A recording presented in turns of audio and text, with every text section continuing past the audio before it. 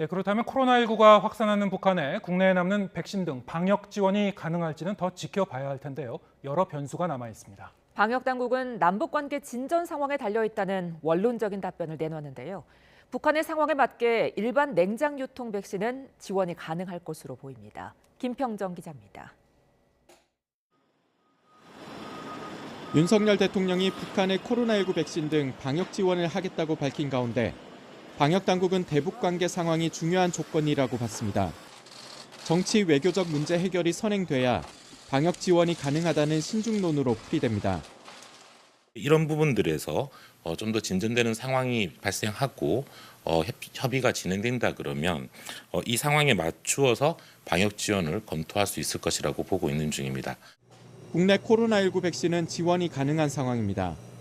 1,466만여 회분이나 남아서 안 그래도 해외 공여를 검토하고 있기 때문입니다. 유효기간 만료 등으로 올해 들어 3월까지만 백신 64만여 회분이 폐기됐습니다.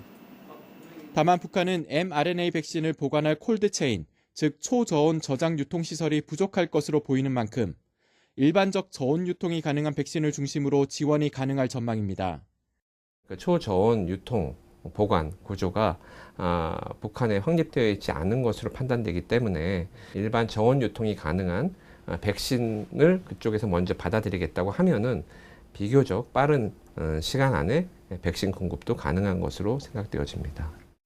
중증과 사망 숫자를 낮추고 유행을 억제하는 데 효과적이란 점도 백신 지원이 상대적으로 더 현실적이란 의견에 힘을 보탭니다.